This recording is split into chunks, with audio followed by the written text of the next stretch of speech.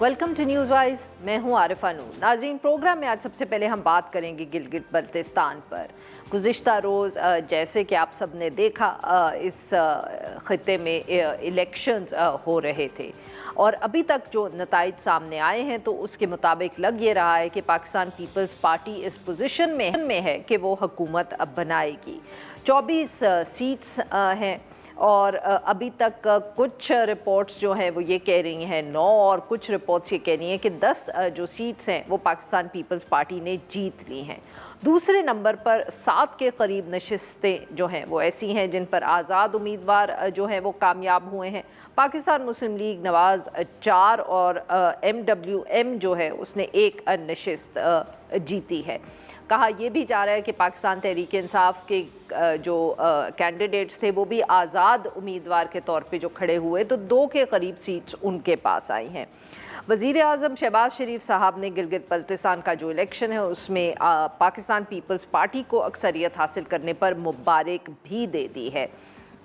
तो लग ये रहा है कि जैसे पाकिस्तान मुस्लिम लीग नवाज़ ने भी एक्सेप्ट कर लिया है कि पाकिस्तान पीपल्स पार्टी ही इधर हुकूमत बनाएगी।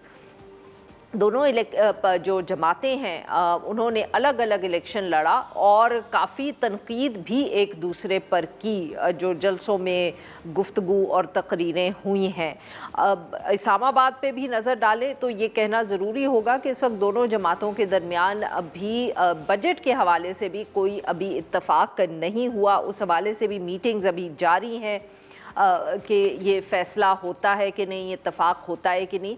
अब सूरत हाल तो यहाँ तक है कि इस्लामाबाद में ये अफवाह भी गर्दिश कर रही है कि ये जो बजट है वो 10 तारीख के बजाय इससे भी आगे चला जाए अगर दोनों जमातों में इत्तफाक नहीं हुआ। मगर अगर गिलगित बल्तिस्तान की बात करें तो वहाँ भी जो तकरीरें थी या सियासत थी दोनों जमातों ने एक दूसरे के ख़िलाफ़ खुल कर की।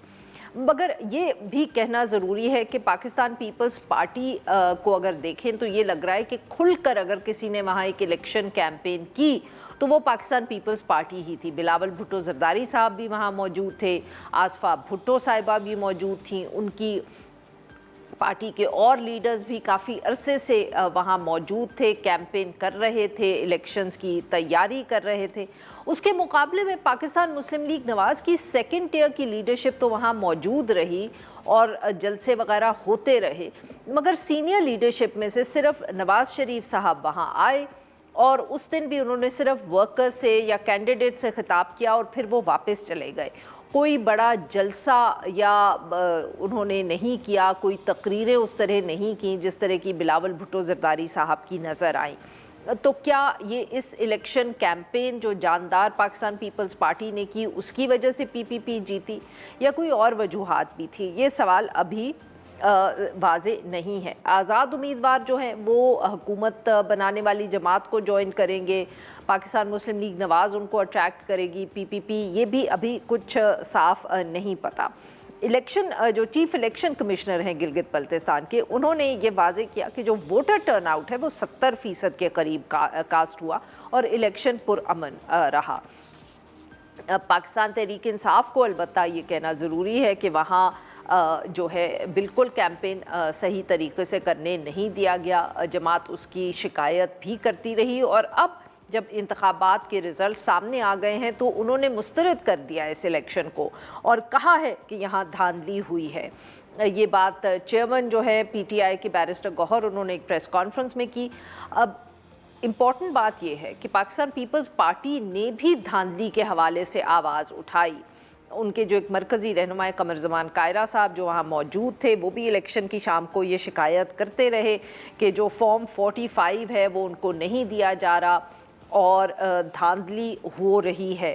मगर इसके बावजूद पार्टी जो है वो स्ट्रॉन्ग पोजीशन में सामने आई है। इन सारे मामलात पे गुफ्तगू करने के लिए आज हमारे साथ मौजूद नगरी साहब सहाफ़ी हैं, डॉन अखबार से वाबस्ता हैं, गिलगित बल्तिस्तान से हमें ज्वाइन कर रहे हैं और हमें ज्वाइन किया है सादत अली मुजाहिद साहब ने, ये भी सीनियर सहाफ़ी हैं, गिलगित बल्तिस्तान में इस वक्त मौजूद है। Welcome to the show gentleman.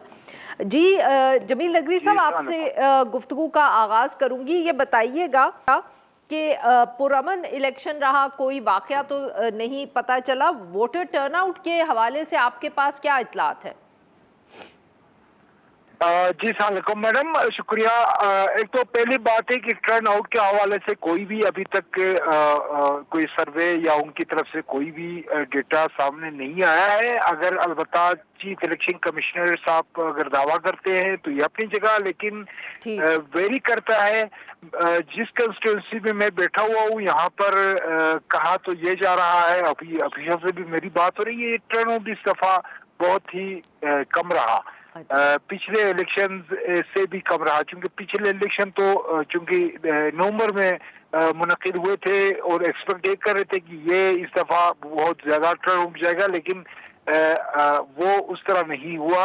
अलबत्ता दूसरे कंस्टिट्यूंसीज का मुझे नहीं अंदाजा, और इस पे कोई भी कोई ऑफिशियल डेटा, कोई ऑफिशियल स्टेटमेंट सामने अभी तक नहीं आया है कि कितना टर्न आउट रहा, उसमें खवातीन मर्द और उनका क्या रुझान रहा। अभी तक इस पे कोई डेटा सामने नहीं आया है। नहीं इलेक्शन चीफ इलेक्शन कमिश्नर या इलेक्शन कमीशन ने कोई बात इस पे कोई स्टेटमेंट या कोई ऑफिशियल डेटा जारी किया हो। ठीक जी, सादत अली मुजाहिद साहब, सर आपने जमील साहब की बात सुनी, अगर आप भी टर्नआउट के हवाले से कुछ कहना चाहें, मगर ज़्यादा अहम आपसे ये भी पूछना चाहेंगे कि ये जो धांधली के इल्ज़ामात लगे हैं, पाकिस्तान पीपल्स पार्टी पहले भी बिलावल भुट्टो ज़रदारी साहब की कुछ तकरीरों से ऐसी गुफ्तगू या लगा कि जैसे उनको भी अंदेशा है कि कोई धांधली होगी। उसके बाद कमर ज़मान कायरा साहब ने गुज़िश्ता शाम को इस हवाले से बात की, और पाकिस्तान तहरीक इंसाफ तो काफ़ी अरसे से शिकायत कर रही है। तो ये जो इल्ज़ामात हैं धांधली के और जो इलेक्शन आपने ऑन द ग्राउंड देखा, कैसा लग रहा है आपको ये? शुक्रिया, आपने मुझे मौका दिया यहाँ बोलने का। गुजारिश ये है कि जो इलेक्शन, हम चूंकि शुरू से इलेक्शन कवर करते रहे हैं, इस पर हम नज़र रखे हुए हैं, इस इलेक्शन पर भी, तो अब तक का जो प्रोसेस हुआ है इलेक्शन से कबल, पहले तो टर्न आउट की बात जो जमील साहब ने की है वो बिल्कुल दुरुस्त है। इनकी तरफ से ऑफिशियल डेटा अभी तक सामने नहीं आया, लेकिन बाज जो मुख्तलिफ पोलिंग स्टेशनों पर मैं गया हूँ, वहाँ कहीं पे 50%, कहीं पे 48% टर्न आउट था। तो उसके अलावा जो आपने सवाल पूछा धांधली के हवाले से, मैं समझता हूँ कि ये जो इलेक्शन हुए हैं एक बिल्कुल फेयर एंड फ्री इलेक्शन हुए हैं।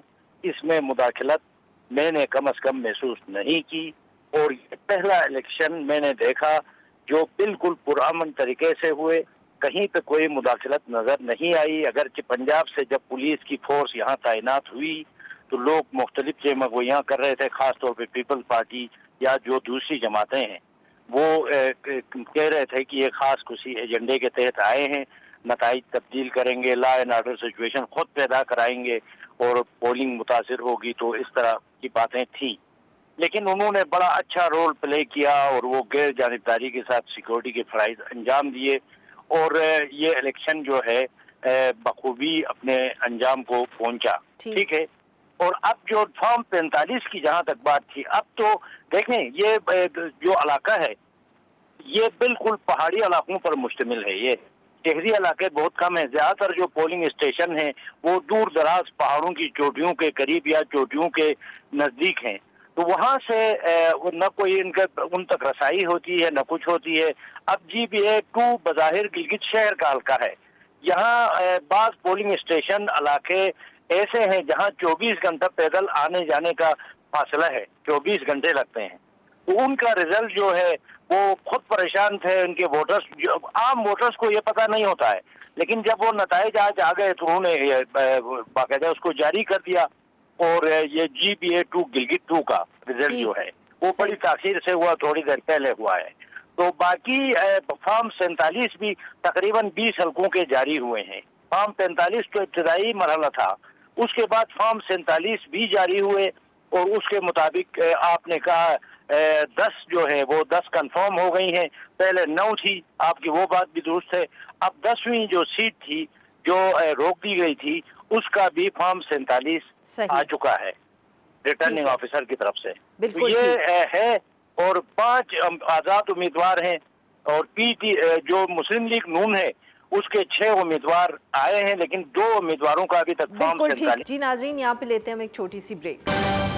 Welcome back. हम गुफ्तगू कर रहे हैं जमील नगरी साहब से और सादत अली मुजाहिद साहब से। जमील साहब, अगर आप ये धांधली के हवाले से कुछ कहना चाहें, और सर ये भी बताइएगा कि ये इस मर्तबा जिसको कहते हैं ना कि गंगा उल्टी क्यों बही, क्योंकि पहले भी आपसे बात की थी, आपने भी कहा था कि यहाँ के लोगों के लिए पाकिस्तान पीपल्स पार्टी PMLN सभी हुकूमत में है, मगर PPP का ओवरटेक कर लेना PMLN को, जबकि PMLN का वफाकी हुकूमत जो है वो PMLN चला रही है, ये आप इसको कैसे समझाएंगे? और अगर धांधली के हवाले से आप भी कुछ कहना चाहें।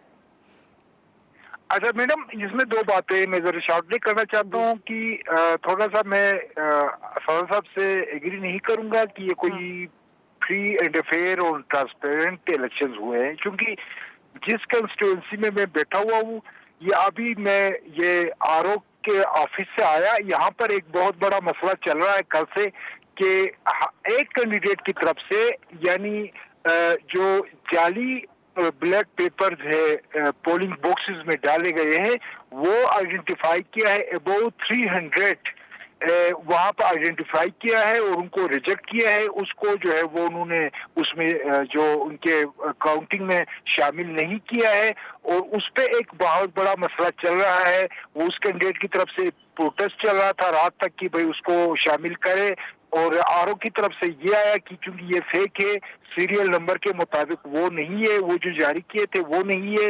अच्छा, ये एक बहुत बड़ा मसला चल रहा है, तो इट्स मीन के मतलब कि कहीं पर भी ये फार्मूला इस्तेमाल हुआ हो कि वो जाली ब्लैक पेपर्स जो है वो बॉक्सेस में डाले गए हो बाहर से बंदों को, और उस पे यहाँ पर केसेस भी बने, बंदे भी अरेस्ट हुए। अच्छा। और जो इतने 300 जो ब्लड पेपर्स है उसको रिजेक्ट किया कि इस बुनियाद पे कि ये जाली है, तो इट्स मीन के मतलब डाउट्स बढ़ गए हैं कि ये कोई इसके अंदर भी बहुत बड़ी हद तक कोशिश हुई है कि इसको मैनिपुलेट करने के हवाले से।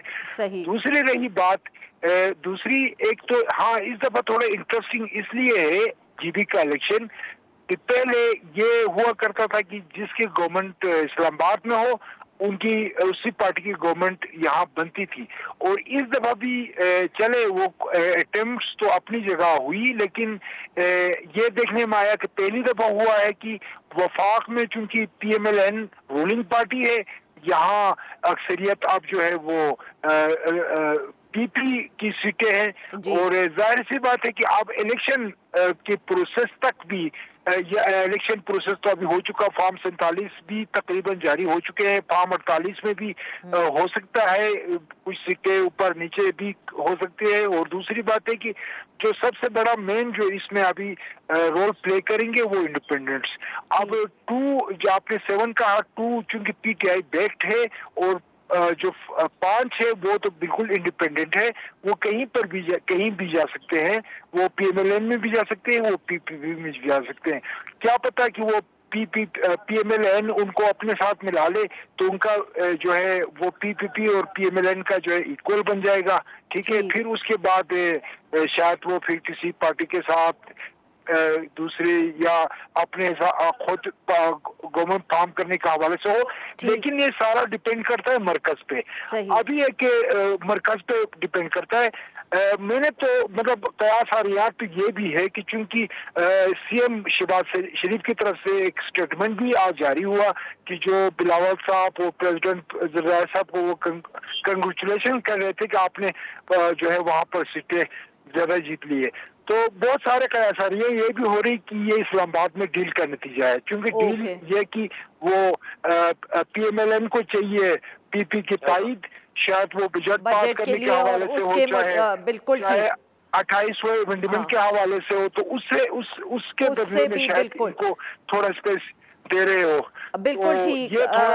जी, मैं जरा सादत साहब से भी सर अब एक सवाल पूछ लूं, फिर वक्त हमारे पास कम रह गया। सादत साहब, ये बताइएगा कि बहुत तनकीद हो रही है कि PMLN ने अच्छी इलेक्शन कैंपेन नहीं चलाई, सीनियर लीडरशिप नहीं आई, नवाज शरीफ साहब भी आए, एक मतलब कि कोई जलसा वगैरह उन्होंने नहीं किया, सिर्फ जो उम्मीदवार थे, वर्कर्स थे, उनसे वो तकरीर करके जिसमें भी उन्होंने पुरानी अपने गिले शिकवे का इजहार किया और वापस चले गए।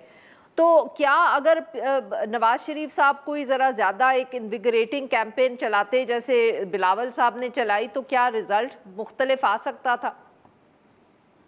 जी बिल्कुल, आपने दुरुस्त फरमाया। नवाज शरीफ साहब ने उस तरह की कैंपेन नहीं चलाई जो गुज़िश्ता 2020 के इंतखाबात में मरियम नवाज साहिबा खुद आई थी, यहाँ मुख्तलिफ जगहों पर गई, उन्होंने स्पीच किया। इस बार भी यही कहा जा रहा था कि मरियम नवाज भी आएंगी और मियां नवाज शरीफ भी आएंगे और तमाम अजला में जाकर खिताब करेंगे। शुरू में तो ये बात उन्होंने दावा किया था, जो मुस्लिम लीग के जो लीडरशिप है, जबकि वो आए सिर्फ 2 घंटे के लिए और न यहाँ कोई जलसे से खिताब किया, बल्कि एक गैदरिंग थी जो उनके वर्कर्स की, जो टिकट होल्डर्स हैं उनकी, उससे खिताब करके 2 घंटे के बाद चले गए। अब इन्होंने एक बड़ी मेहनत की और जगह जगह गए। फिर इन्होंने ये बात भी यहाँ की आवाम मतलब है कि वो हर चीज को लोग आजकल नोट करते हैं, क्योंकि इनकी जो खिदमात हैं या इनकी जो रिफॉर्म्स है, वो रिफॉर्म्स के हवाले से भी पीपल्स पार्टी को वोट पड़ते हैं इधर। जैसा कि इस इलाके का कोई नाम नहीं था, नादरन एरिया के नाम से मशहूर था, और उस नाम को चेंज किया गिलगित बल्तिस्तान। फिर 2009 का सदाती ऑर्डिनेंस पीपल्स पार्टी ने लाया और उसकी वजह से ये, और फिर ये जो सो कॉल एक सूबा बना है, अगरचे इसको कोई लीगल प्रोटेक्शन नहीं है, लेकिन एक सूबा बना है, गवर्नर है, वजीर आला है, ये सारा। बाकी ये कहना कि वफाक इस दफा सूरत हाल मुख्तलिफ है, 2 बड़ी जमातों की पाकिस्तान के अंदर कोलिशन गवर्नमेंट है, ये बेशक एक कैबिनेट में शामिल नहीं है, लेकिन समझे कि वफाक में सारे अहम फैसले इनके मर्जी से या इनकी दबाव पे होते हैं। तो जैसा कि जमील नगरी साहब ने कहा, 28वीं तरमीम का हवाला दिया, ऐसी कई चीजें हैं, मतलब वफाक के अंदर वो मौजूद हैं। सबसे बड़ा जो मुल्क का ओहदा होता है सदर पाकिस्तान, वो उनके पास है, गवर्नर्स हैं और बड़े इदारों में इनकी नुमाइंदगी है। तो लिहाजा ये बिल्कुल इसके बरक्स हुआ है। इससे पहले वफाक के अंदर एक ही जमात की हुकूमत होती थी, तो उसी जमात के जो यहाँ पार्टी है वो यहाँ गिलगित बल्तिस्तान और आज़ाद कश्मीर में बरसर इक़्तिदार आते थे। अभी देखें आज़ाद कश्मीर में भी बाकायदा पीपल्स पार्टी की हुकूमत है, और कहा यह जाता है कि जो जुलाई में आज़ाद कश्मीर के इलेक्शन होंगे उसमें भी ये तय हुआ है कि वहाँ भी पीपल्स पार्टी को दी जाएगी वो गवर्नमेंट भी। तो लिहाजा यहाँ इस वक्त जोड़ तोड़ है, मुस्लिम लीग ढूंढ भी कर रही है, लेकिन खुद शहबाज शरीफ जो वज़ीर आज़म पाकिस्तान हैं, उन्होंने यहाँ की गवर्नमेंट को, इलेक्शन कमीशन को मुबारकबाद दी यानी पुरअमन इंतखाबात के इनेकाद के हवाले से, और फिर जो बिलावल भुट्टो जरदारी हैं, आसिफ जरदारी को उन्होंने मुबारकबाद दी। तो मतलब कहने का यह है कि यहाँ पर आज प्रेस कॉन्फ्रेंस किया मुस्लिम लीग नून के सूबाई सदर ने, उन्होंने यही कहा कि हमारे पास 6 सीटें हैं, वो बढ़कर 11 भी हो सकती हैं, और लिहाजा हमारी बात जगहों पर एडजस्टमेंट थी। ये दावे सियासी होते हैं, पीपल्स पार्टी की तरफ से भी ये दावा है। दोनों जमातें लगी हुई है, 1-2 रोज के अंदर सूरत हाल वाज़ेह हो जाएगी। बहुत बहुत शुक्रिया हमारे 2 मेहमानों का, उन्होंने हमारे लिए वाला। नाज़रीन, यहाँ लेंगे एक छोटी सी ब्रेक, और जब हम ब्रेक से वापस आएंगे तो हम बात करेंगे कश्मीर के हवाले से। वेलकम बैक नाज़रीन। प्रोग्राम के इस हिस्से में हम जिक्र करेंगे आज़ाद जम्मू कश्मीर पे, जहाँ जो हुकूमत है आज़ाद कश्मीर की, उसने पिछले दिनों में ये फ़ैसला किया कि जो जम्मू कश्मीर जॉइंट अवामी एक्शन कमेटी है उसको कलअदम करार दे दिया जाए। इस तंजीम की जो कोर कमेटी के तकरीबन 30 के अरकान हैं, उनको इंसदाद दहशतगर्दी एक्ट 2014 के स्केड्यूल 1 में भी शामिल कर लिया गया। 5 जून को ये नोटिफिकेशन सामने आया, जिसमें हुकूमत ने कहा कि उनके पास मुनासिब वजूहात मौजूद हैं कि ये जो जॉइंट एक्शन कमेटी है ये दहशतगर्दी में मुलव्वस है और रियासत के अमन और सलामती के लिए ख़तरा है। उन्होंने ये भी कहा कि सूरत हाल जो है वो अमन व अमान की ख़राब हो रही है और लोगों में अदम तहफ़्फ़ुज़ का एहसास है वो बढ़ रहा है, और इन वजूहात की बेसिस पर ये फ़ैसला किया गया।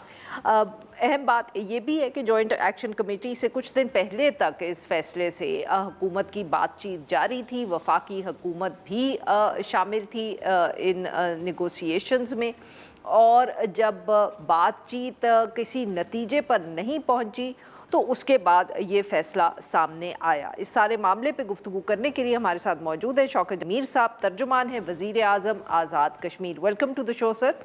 جی شوکت جاوید صاحب، یہ فیصلہ کچھ جلدی میں کیا ایسا لگتا ہے؟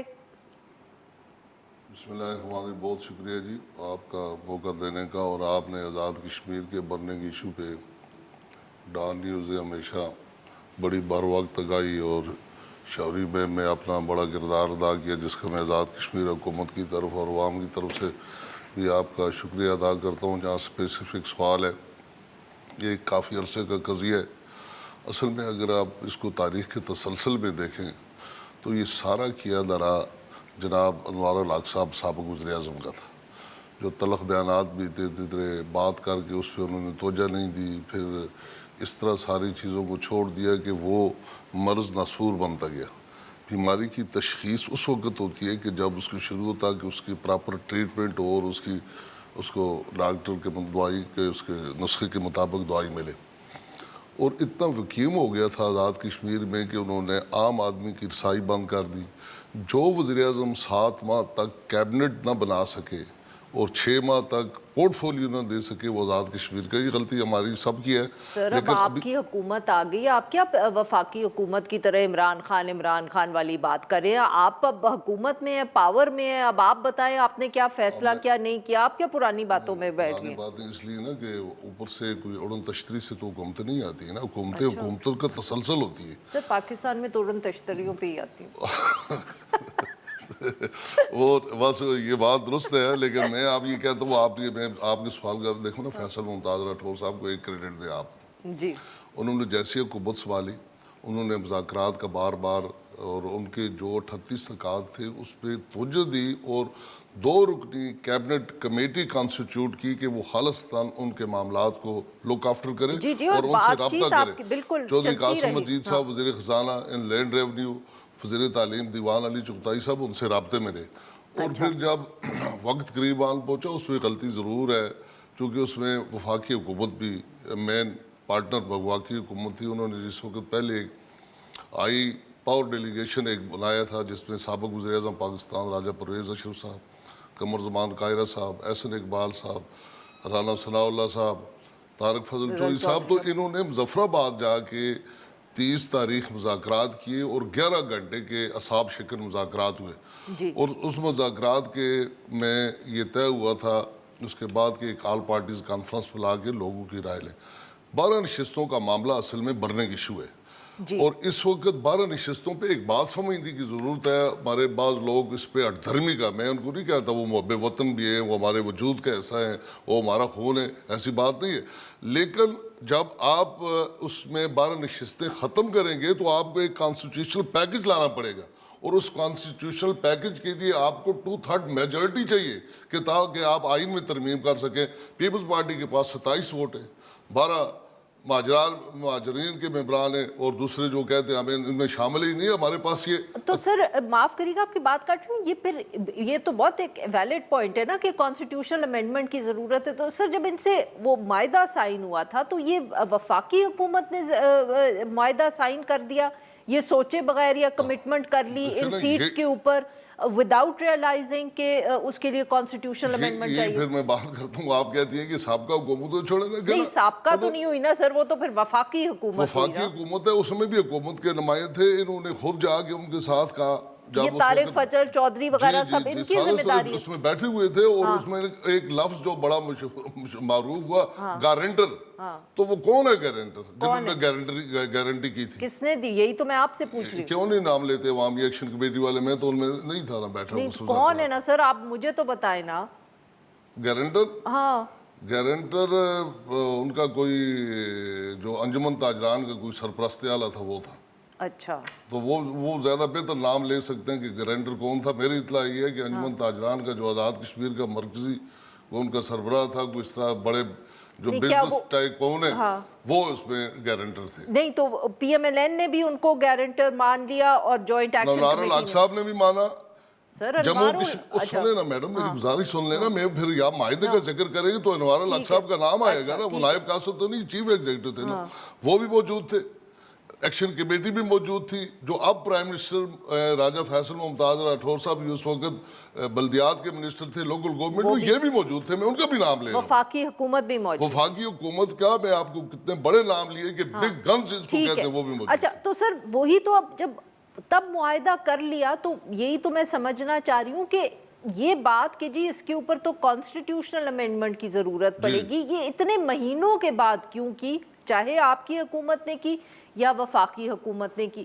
اس میں ایک جو بالکل سیدھی دو ٹوک بات ہے، مسئلہ یہ ہے کہ انتخابات آ رہے ہیں اور chief election commissioner Azad Kashmir justice retire Ghulam Mustafa Mughal صاحب نے 2-3 روز قبل آزاد کشمیر کے انتخابات کی تاریخ بھی 27 جولائی کو اناؤنس کر دی ہے۔ مہاجرین کی 10 نشستیں پنجاب میں، جی بالکل، یہ اصل جو اس کا اصل مرض ہے نا، ایک میٹنگ ہوئی تھی 3-4 ماہ پہلے جس میں رانا ثناء اللہ صاحب کی انہوں نے ایک ویڈیو لیک ہوئی تھی، یا وہ مینیج تھی یا انجینئر تھی، انہوں نے کہا تھا کہ ہم 10 نشستیں تو گھر سے لے کر جیت کر نکلیں گے۔ وہ اس لیے مخالف ہیں۔ میں کہتا ہوں کہ ہمیں کرسی اقتدار انتخابات کھیلنے کو چھوڑ کر عوام کی جان و مال کا تحفظ کرنا ہے، ریاستی چکش اور قومی وقار کی طرف ساری پارٹیوں کو جانا ہوگا، اس لیے کہ وہ ہماری پہچان ہے، وہ ہماری عزت ہے۔ اب اس کی وجہ سے انہوں نے آ کر ادھر اس وقت بھی جب وہ بیٹھے، یعنی کہ آپ کہہ رہے ہیں کہ رانا ثناء اللہ صاحب کی کیونکہ ایک لیکڈ ویڈیو سامنے آ گئی، اس لیکڈ ویڈیو میں انہوں نے اس طرح کی بات کی کہ جی یہ سیٹس تو ہماری اپنی 10 سیٹیں، روایت بھی یہی ہے، روایت بھی یہی ہے۔ تو سر پھر وہ جو جوائنٹ ایکشن کمیٹی والے یا کشمیری اگر لوگ اس پہ شکایت کرتے ہیں تو پھر وہ جائز شکایت ہے؟ آپ کی 100% درست بات ہے۔ اگر پھر اس کی سب سے بڑی مثال یہ ہے نا جی، سب سے بڑی اتھینٹسٹی یہ ہے کہ انہوں نے اس پہ اگر دوست نہیں تھا تو اس پہ سیگنیٹری کیوں ہوئے؟ یہ تو پھر مذاکرات سے ہی مسئلہ حل ہونا تھا۔ مذاکرات میں انہوں نے مانے نہیں نا۔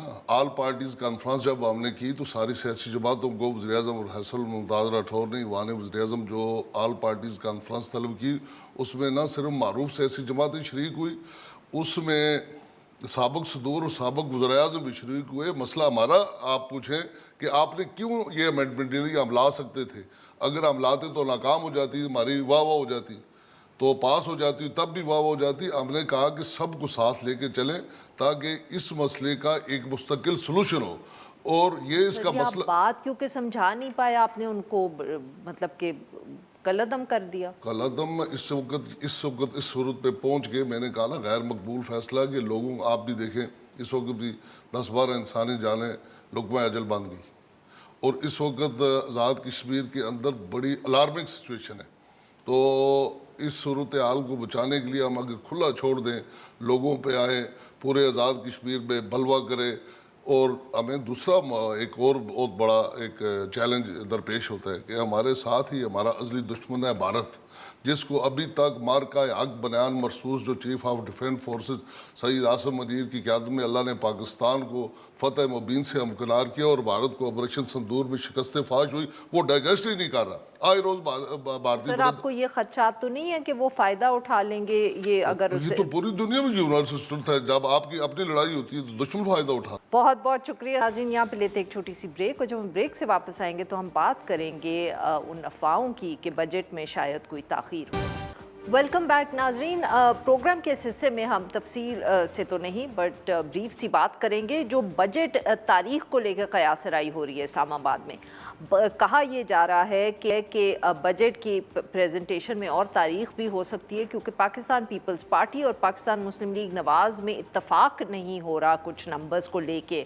آج بھی یہ بتایا گیا کہ وزیر اعظم پاکستان شہباز شریف صاحب نے صدر پاکستان آصف علی زرداری صاحب اور بلاول بھٹو زرداری صاحب سے ملاقات کی، اور اس میں بھی بجٹ کے حوالے سے ہی گفتگو ہونی تھی۔ اس ایشو پہ بات کرنے کے لیے ہمارے ساتھ موجود ہے اشرف میلخم صاحب، سینئر صحافی ہیں، جیو نیوز سے وابستہ ہے۔ ویلکم ٹو دی شو سر۔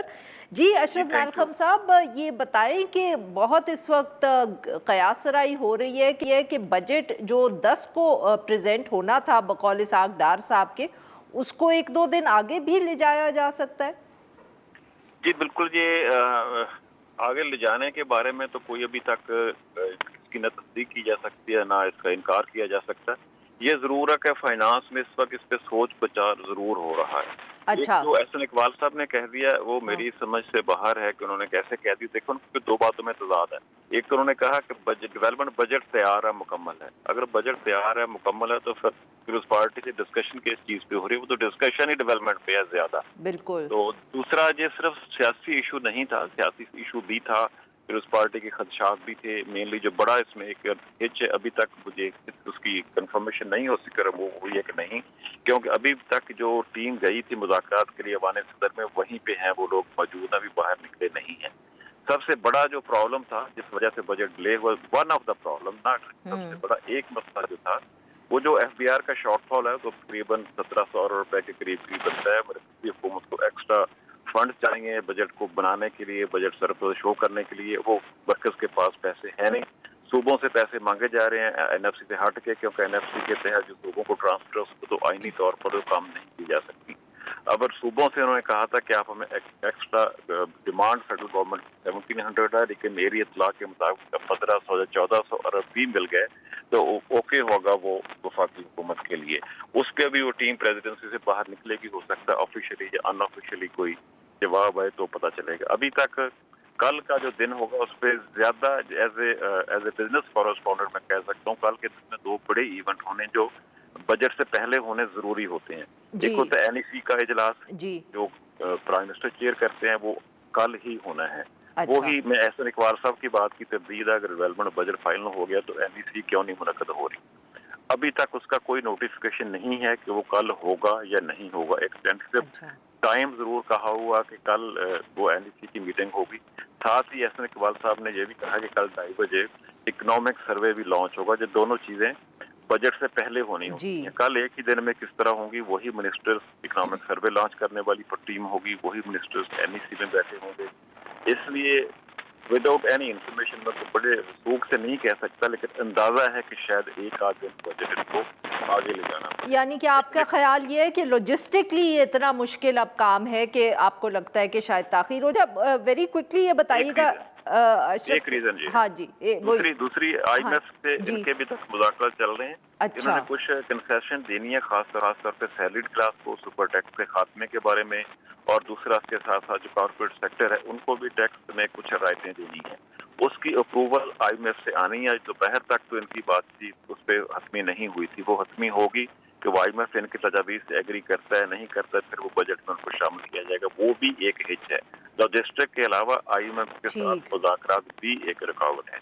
अच्छा, वेरी क्विकली अशरफ मैल्कम साहब, कुछ लोग बिस्प के हवाले से भी बात कर रहे थे। खुद बिलावल भुट्टो जरदारी साहब ने भी जलसों में काफ़ी गुफ्तगू की कि वो भी सूबों के हवाले करने की एक प्रपोजल है। क्या वो भी अंडर डिस्कशन है? नहीं, बिल्कुल नहीं जी। मेरी पीपल्स पार्टी की टीम जो मुज़ाकरात कर रही है पिछले 3 दिन से, डिप्टी प्राइम मिनिस्टर इसहाक डार से उन्होंने मुज़ाकरात की थी। 3 उनके सेशन हुए हैं, उनसे मेरी बड़ी खुल के बात हुई थी। उन्होंने कहा 3 चीजें बिल्कुल एजेंडे पे नहीं है। नंबर 1, कोई कॉन्स्टिट्यूशनल अमेंडमेंट इस डिस्कशन का पार्ट नहीं है। नंबर 2, जो बिशप को सूबों के हवाले ट्रांसफर करना है, उसके फंड सूबों से लेने हैं, वो एजेंडे पे नहीं है, डिस्कशन का हिस्सा ही नहीं है। और तीसरा जो था मरकज में कि जो दिफा के लिए या डेट रिटायरमेंट के लिए कोई पैसे सूबों से लिए जाएं, वो भी डिस्कशन का पार्ट नहीं है। 3 चीजें बड़ी खुल के उस टीम के मेंबरान ने मुझे कहा था, तकरीबन सभी ने, कि ये इस डिस्कशन का हिस्सा ही नहीं है। हिस्सा सिर्फ जो 1700 अरब रुपए वफाक मांग रहा है अपने सूबों के हिस्से से, जिसमें सबसे ज्यादा बड़ा हिस्सा शायद 800 अरब रुपए पंजाब को आने हैं, 700 अरब रुपए सिंध से आने हैं, इस तरह बलूचिस्तान से और KPK से आने हैं। वो एक डिस्कशन जरूर हो रही है। उस पर आज कोई जो मुज़ाकराती टीम है वो ईवान सदर से निकलेगी, कुछ इन्फॉर्मेशन पास ऑन हो सकेगी। अच्छा, एंड वेरी क्विकली सर ये बताइएगा कि अगर ये ताख़ीर हो जाती है 1 दिन की, 2 दिन की, अगर होती है, तो क्या हुकूमत के पास कोई डेडलाइन ये भी है कि उन्होंने बजट पास कब तक करना है? जी बिल्कुल, ये एक आईनी रिक्वायरमेंट होती है कि ये 30 जून तक हर हाल में बजट को पास होना होता है। 1 जुलाई को बजट ने इनफोर्स होना होता है। अगर 30 जून तक बजट पास नहीं होता तो हुकूमत डिसॉल्व हो जाती है, हुकूमत कायम नहीं रह सकती, हुकूमत समझा जाएगा कि खत्म हो गई है। अभी इसमें मुश्किलात जो आ रही हैं कि लेट से कि 10 तारीख को बजट होता है, 25 तारीख को मुहर्रम अल इहराम की छुट्टियां भी आ जाएंगी, 26 और 27। हुकूमत के पास बहुत थोड़ा कम वक्त बचेगा कि उसको पार्लियामेंट में किस तरह डिस्कस करना है, स्टैंडिंग कमेटीज में और हाउस में। लेकिन सर एक वो चीज तो ये भी है, बल्कि ये तो हुकूमत का फायदा नहीं हो जाएगा, बिकॉज वो मैं तो बिल्कुल चाहते हैं कम से कम डिबेट हो। आपने मेरे मुंह की बात कह दी। हुकूमत तो शायद ना चाहे, लेकिन क्यू ब्लॉक जरूर चाहेगा कि पार्लियामेंट में डिस्कशन के लिए कम से कम वक्त हो। मेरा ख्याल है जो कोशिश की, जो उन्होंने शेड्यूल जारी किया हुआ है स्टैंडिंग कमेटीज की मीटिंग का, कौमी असम्बली का और सेनेट का, उसमें 27 तारीख तक उन्होंने बजट को फाइनल करना है डिस्कशन के लिए। अब उसमें 2 छुट्टियां तो फौरन आ जाएंगी। अगर बजट 10 तारीख को पेश होता है, वीकेंड आ जाएगा फौरन ही, हफ्ता इतवार छुट्टी आ जाएगी। अगला वीकेंड फिर लंबा हो जाएगा, 25 तारीख को शायद मुहर्रम बनता है, 25, 26, 27 को भी छुट्टियां आ जाएंगी। तो वो बड़ा मुश्किल हो जाएगा गवर्नमेंट के लिए इसको डिले करना। तो ज्यादा उस पर बात अब वसूख से नहीं कह सकते, क्योंकि हुकूमत 10 तारीख को बजट पेश करना भी चाहती है, लेकिन लॉजिस्टिक के इश्यू भी हैं। जैसा मैंने कहा कि 2 बड़ी चीजें, नेशनल इकोनॉमिक काउंसिल और इकोनॉमिक सर्वे लॉन्च करने के लिए सिर्फ एक ही दिन है, और एनईसी की मीटिंग भी काफी लंबी चलती है, कम से कम 5-6 घंटे की मीटिंग होती है। अब वो सारा कुछ गवर्नमेंट मैनेज कर सकती है, नहीं कर सकती। और प्रेस कॉन्फ्रेंस जिसमें बजट सर्वे लॉन्च होता है, वो भी 2-2.5-3 घंटे का इवेंट होता है, इंपॉर्टेंट इवेंट होता है, तो वो भी कल ही होना है। अब इसमें देखें फाइनेंस मिनिस्ट्री कैसे मैनेज करती है। हो सकता है 1 आध दिन की इसमें डिले हो जाए जी, लेकिन बहुत बहुत शुक्रिया सर, आपने हमारे वक्त निकाला। नाज़रीन आज के लिए बस इतना ही। Will be back tomorrow at the same time.